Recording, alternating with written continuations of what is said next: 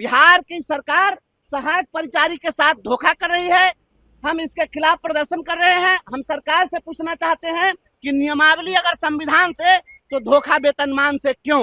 ये बिहार सरकार को जवाब देना चाहिए। यह धोखा नहीं चलेगा।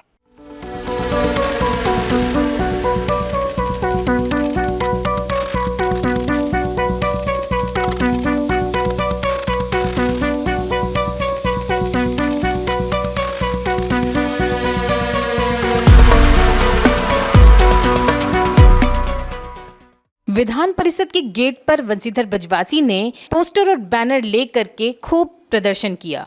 तीखा प्रहार करते हुए कहा, नींद की गोली खाकर हुक्मरान बनाते नियमावली। उन्होंने हाथ में पोस्टर ले रखा था जिसमें लिखा था, नियमावली संविधान से, धोखा वेतनमान से, बिहार सरकार जवाब दो। दूसरा पोस्टर था जिसमें लिखा था, सहायक परिचारी रोते हैं, विभाग के अफसर सोते हैं। इसी तरह से 2-3 पोस्टर उन्होंने और अपने दोनों हाथों में, कंधों पर और गले पर लटका कर रखा था।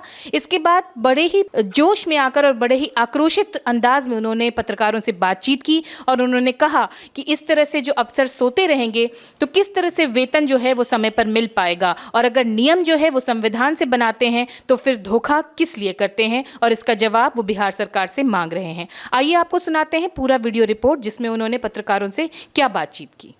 डी फार्मा स्टूडेंट्स, अब हो जाइए तैयार। आपके लिए है बहुत अच्छी खबर कि अब केवल डी फार्मा स्टूडेंट्स को ही मिलेगी फार्मासिस्ट की जॉब। तो ये कोर्स करने के लिए आपके पास है 2 choices. DPS group of institutions के किसी भी कॉलेज में एडमिशन लेकर के आप घर बैठे कर सकते हैं ऑफलाइन कोर्स, या फिर आप कर सकते हैं ऑनलाइन क्लासेस। और उससे भी अच्छी बात ये है कि डीपीएस ग्रुप के कॉलेजेस जो कि हैं इन 5 शहरों में, रांची, दुमका, देवघर, मुजफ्फरपुर और सीतामढ़ी, इन 5 शहरों के किसी भी कॉलेज में एडमिशन लेकर आप किसी और शहर में बैठ करके ये कोर्स कर सकते हैं।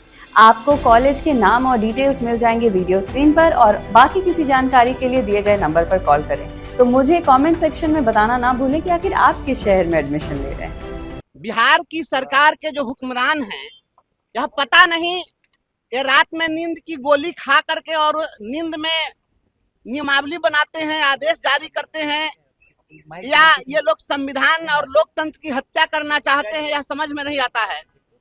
बिहार सरकार ने एक तो 5 साल के बाद 2020 में अंतिम बार जो भी अनुकंपा पर बहाली हुई थी वह दिसंबर 2020 में की गई। उसके बाद से बहाली नहीं हो रही थी, तो हम लोग लगातार संघर्ष किए। पिछले बार भी सदन में आवाज उठाए, उसके बाद बहाली की गई। और जब बहाली हुई तो नियुक्ति पत्र देते समय शिक्षा मंत्री जी ने कहा कि अब आप राज्य सरकार के कर्मचारी हो गए हैं और कर्मचारियों को जो देश वेतन और सुविधाएं हैं वो आपको सुविधाएं मिलेंगी। और नियमावली जो जारी की गई इनके बहाली के लिए, उस नियमावली को उन्होंने लिखा है, मैं नियमावली भी आपको दिखाता हूं। उसमें उन्होंने लिखा है नियमावली में कि संविधान के अनुच्छेद 309 के परंतुक के तहत प्रदत्त शक्तियों का प्रयोग करते हुए नियमावली बनाई जा रही है। तो संविधान के अनुच्छेद 309 के परंतुक के तहत जो भी नियमावली बनती है वो राज्य सरकार और केंद्र सरकार अपने कर्मचारियों के लिए बनाती है।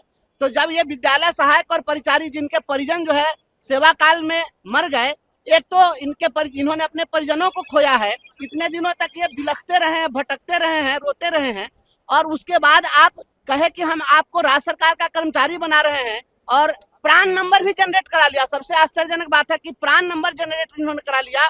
प्राण नंबर तो खुलता है राज्य कर्मियों का। और कल जो है, जब इसी सदन में हमने सवाल उठाया था, तो इन्होंने कल क्या किया है कि इनके नियत वेतन के लिए पत्र जारी कर दिया है कि इन लोगों को जो पहले से व्यवस्था थी 16,000 और 15,000 देने की बात थी, बस उसी के तहत इनको वेतन दिया जाएगा। ये बिहार की सरकार सहायक परिचारी के साथ धोखा कर रही है। हम इसके खिलाफ प्रदर्शन कर रहे हैं। हम सरकार से पूछना चाहते हैं कि नियमावली अगर संविधान से तो धोखा वेतनमान से क्यों? ये बिहार सरकार को जवाब देना चाहिए। यह धोखा नहीं चलेगा।